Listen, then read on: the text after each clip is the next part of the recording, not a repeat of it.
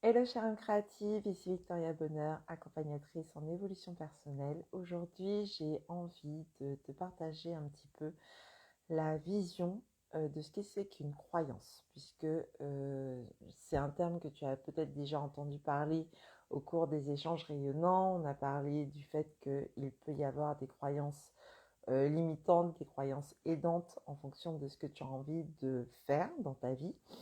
Et en fait, je me suis dit que à l'approche de la fin de l'année, surtout parce que c'est une période où beaucoup de personnes font des bilans de tout type, bilan de santé, bilan sur ce qui s'est passé tout au long de cette année aussi pour pouvoir mieux déterminer les objectifs de l'année suivante. Eh bien, je me suis dit que ça serait intéressant de te faire un petit live sur ce que c'est qu'une croyance et comment est-ce que tu pourrais identifier tes croyances, comment est-ce que tu peux définir si jamais ce sont des croyances aidantes ou limitantes, etc. Donc, tout d'abord, je te remercie d'être là avec moi aujourd'hui. Euh, une croyance, c'est quoi? C'est une affirmation qu'on considère comme étant vraie. Donc, ça peut être le ciel est bleu euh, tout le temps.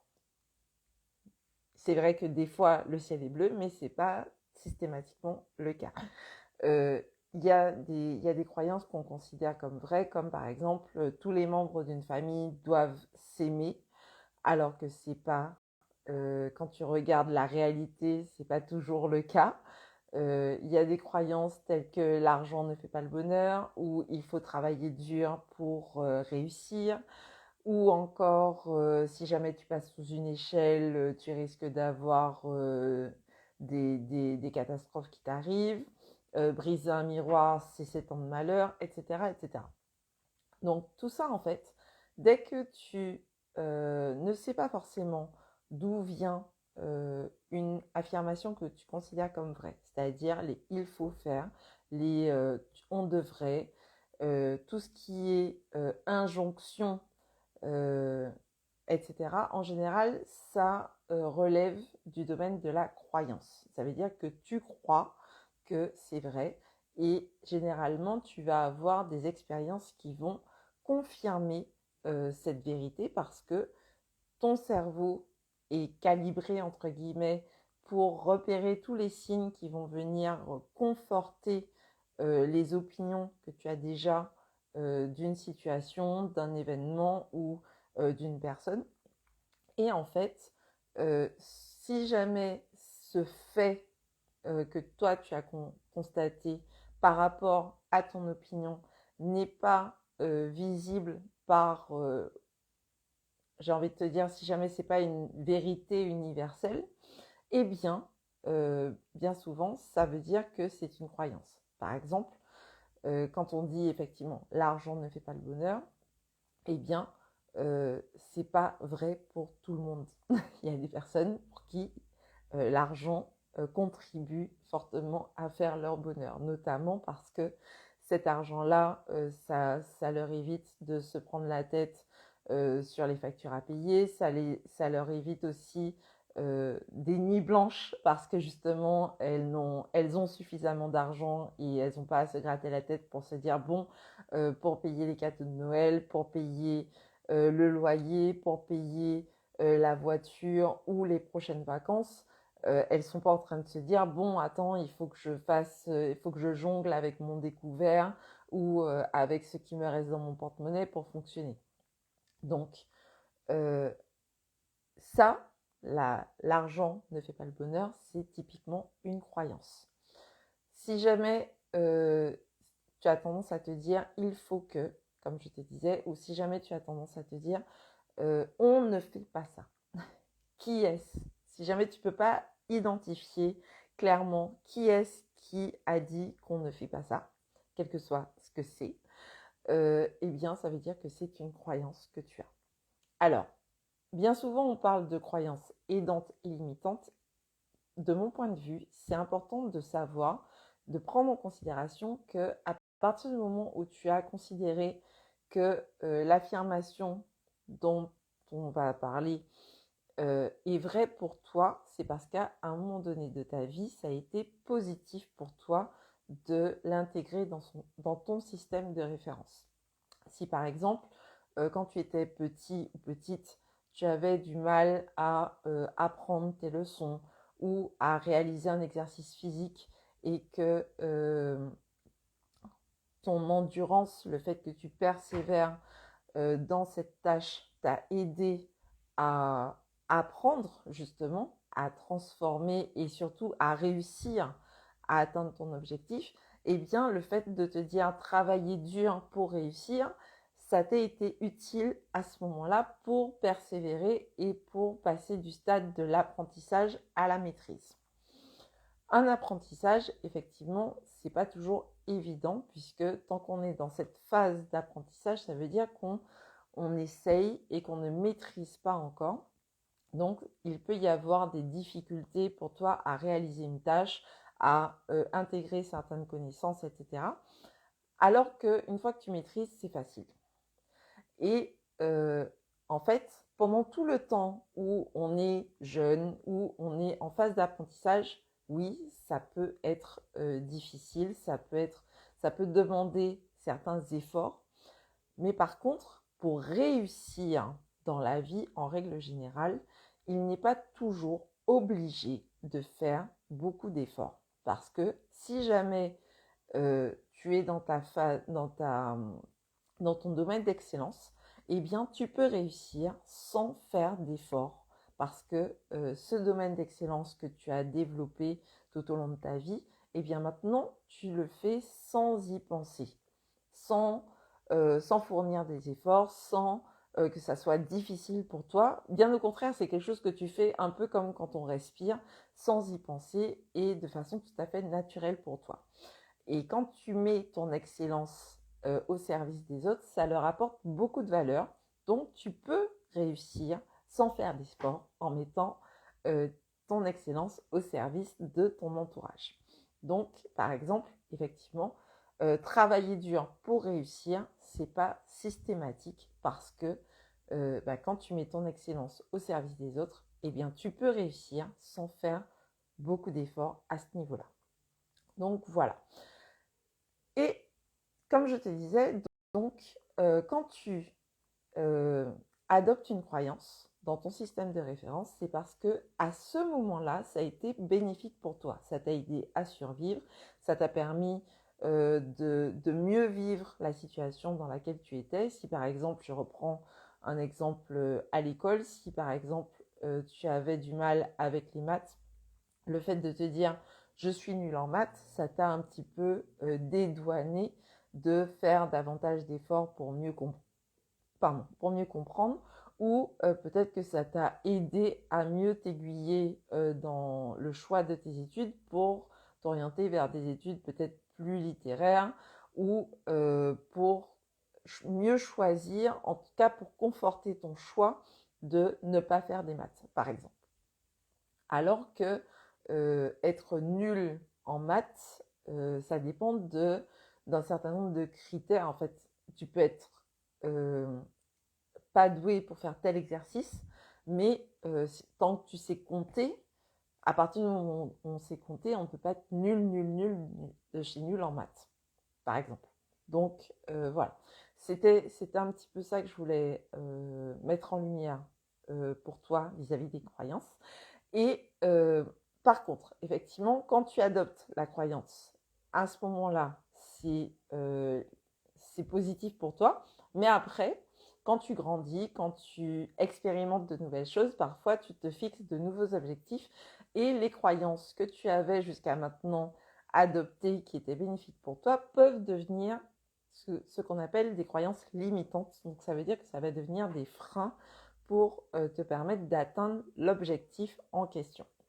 Donc, la croyance, elle sera limitante ou aidante seulement en fonction du contexte dans lequel tu te trouves et en fonction de l'objectif, du but que tu souhaites atteindre. Si, comme je te disais, on va reprendre la croyance de l'argent ne fait pas le bonheur, si ton objectif c'est d'avoir de meilleures rentrées d'argent, d'atteindre une certaine indépendance financière, eh bien, le fait d'avoir cette croyance « l'argent ne fait pas le bonheur » sera une croyance limitante parce que ton cerveau va se dire « oui, mais si jamais j'ai de l'argent, ça ne va pas contribuer à mon bonheur ». Donc du coup, quand tu voudras mettre en place des actions, des stratégies que tu auras élaborées pour justement faire davantage d'argent, eh bien tu vas te retrouver toi-même face à tes propres contradictions parce que d'un côté, il y a une partie de toi qui pense l'argent ne fait pas le bonheur, l'argent c'est mal, l'argent c'est sale, etc. Et puis de l'autre, il y a une partie de toi qui se dit oui, mais en fait, c'est vers ça que je veux attirer plus d'argent à moi.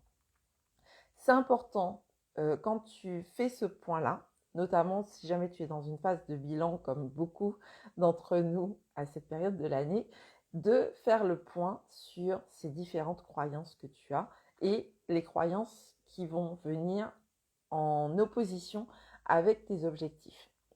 Parce que si jamais tu as des objectifs qui ne sont pas atteints à la fin de l'année, c'est bien souvent parce que tu as des croyances qui t'ont freiné dans l'atteinte de ces buts, de cette réalisation. Et l'idée, c'est pas de te blâmer à te dire « Ah oui, mais tu as des croyances limitantes, donc si jamais en plus tu as envie d'aller par là, c'est complètement paradoxal, tu vas pas pouvoir y arriver. » L'idée, c'est vraiment d'accueillir le fait que tu aies ces croyances-là, de prendre le temps de les observer, de les constater et de te dire « Ok, à ce moment-là, au moment où je les ai intégrées dans mon système de référence, ces croyances-là ont été bénéfiques pour moi. Et j'ai envie de leur dire merci d'avoir été là pour moi. Et maintenant, comme cet objectif-là est plus important pour moi que d'entretenir cette croyance-là, eh bien, je vais remercier cette croyance et je vais lui dire, eh bien, désormais, je n'ai plus besoin de toi pour continuer à avancer.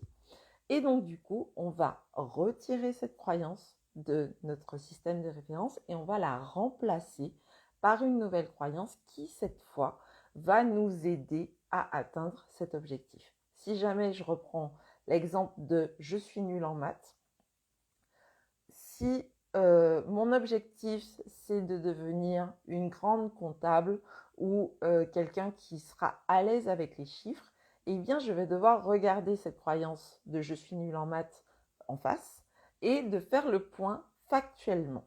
C'est-à-dire, ok, à cette époque-là, je pensais que j'étais nulle en maths. Mais finalement, qu'est-ce que je sais faire avec les chiffres? Je sais faire une addition, je sais faire une multiplication, je sais faire une division.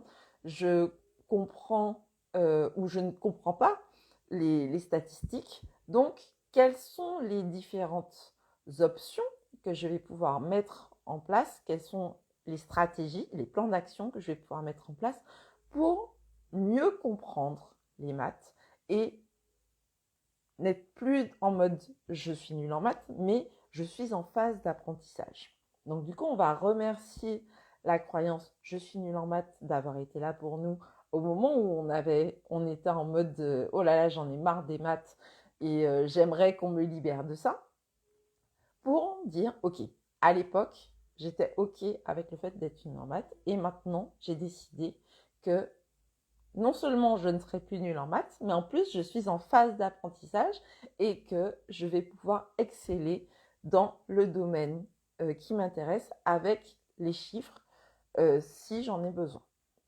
Voilà, ça c'est une petite astuce. Moi j'aime bien utiliser la gratitude, prendre le temps de dire merci pour tout ce qu'on a intégré jusqu'à maintenant parce qu'on n'est pas des personnes qui sont nées ce matin.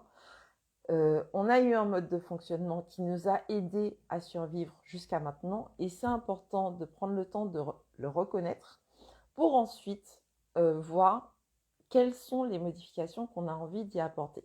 Et ça ne veut pas dire que tout ce qu'on a fait jusqu'à maintenant était mauvais ou était négatif, parce que ça nous a quand même aidé jusqu'ici à survivre. Donc, prendre le temps de remercier, ça évite d'avoir la résistance du mental qui va nous dire ouais mais jusqu'à maintenant on a fait comme ça, c'était très bien, et puis je comprends pas pourquoi maintenant tu as envie de changer. Alors que là, tu lui dis ok, merci, tu as fait du super bon boulot jusqu'à maintenant, mais là maintenant, là tout de suite, mes objectifs ont changé et pour y arriver, j'ai besoin de nouveaux outils. Donc, cette croyance-là, qui est un ancien outil, ne m'aide pas à atteindre mon objectif. Donc, du coup, on va venir, ce qu'on appelle en coaching, ramollir la croyance en la remettant en question, en se demandant d'où elle vient, en se demandant si c'est quelque chose qui est universel, donc ça veut dire si c'est quelque chose que tout le monde pense ou si c'est quelque chose qui est inhérente à notre perception de la vie. Et donc du coup, le cas échéant, si jamais c'est inhérent à notre perception de la vie, eh bien du coup, on va se poser la question, comment est-ce qu'on peut changer notre perception de la vie? Donc, et surtout, qu'est-ce qu'on a envie de voir à travers cette perception? Qu'est-ce qu'on a envie de vivre? Qu'est-ce qu'on a envie de ressentir? Parce que quand on se fixe des objectifs, quand on se fixe des buts à atteindre, c'est parce qu'on a envie de changer notre situation. Qu'elle soit physique, qu'elle soit géographique, qu'elle soit mentale, qu'elle soit psychique. On a envie de changer les choses. Donc, c'est important de prendre en compte notre système de croyances actuel et voir quelles sont les limites pour passer au niveau supérieur ou passer au nouveau niveau, parce que c'est pas forcément une question de c'est mieux avant, c'est mieux après qu'avant. L'important en fait, c'est vraiment de savoir qu'il y a un changement à opérer et d'être OK avec ce changement-là. Et la meilleure façon d'être OK avec ce changement-là, c'est d'abord de dire merci pour tout ce qu'on avait jusqu'à maintenant. Et ensuite, voici par quoi j'ai envie de le remercier, de le remplacer, pardon. Donc voilà, c'est ça un petit peu que j'avais envie de te partager aujourd'hui à propos des croyances, parce que bien souvent dans les exercices de remplacement de croyances, dans les exercices d'identification des croyances, on est en mode ok, ça ce sont des croyances limitantes, on les jette et on les remplace, alors que ça peut créer une frustration, ça peut créer une résistance si on omet de passer par la case « je remercie les croyances d'avoir été là jusqu'à maintenant ». Pour moi, je me remercie d'avoir fait les choix que j'ai faits, même si ça a pu m'occasionner des situations un peu douloureuses ou voire très douloureuses. Et maintenant, je vais pouvoir faire de nouveaux choix, je vais pouvoir adopter de nouvelles croyances qui seront dans un premier temps des mantras. Je vous ai parlé des mantras dans une autre publication. Donc, et petit à petit, au fur et à mesure, je rappelle que les mantras, ce sont des affirmations qui sont censées être positives, renforçantes, pour améliorer notre humeur, pour améliorer notre ressenti et surtout pour nous booster, pour passer à l'action par la suite. Donc, dans un premier temps, les nouvelles croyances seront des mantras et au fur et à mesure qu'on les répète, eh bien, on va pouvoir les intégrer dans notre système de croyances.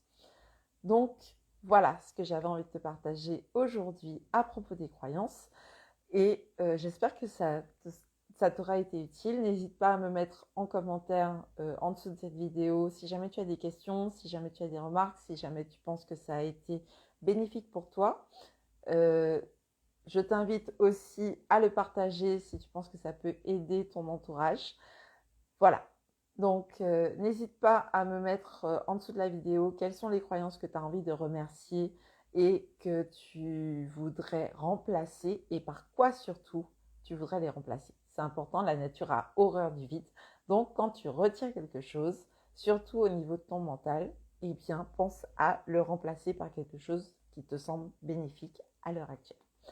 Voilà, je te souhaite une merveilleuse journée ou une merveilleuse soirée en fonction du moment où tu me regardes et je te dis à très bientôt pour la suite.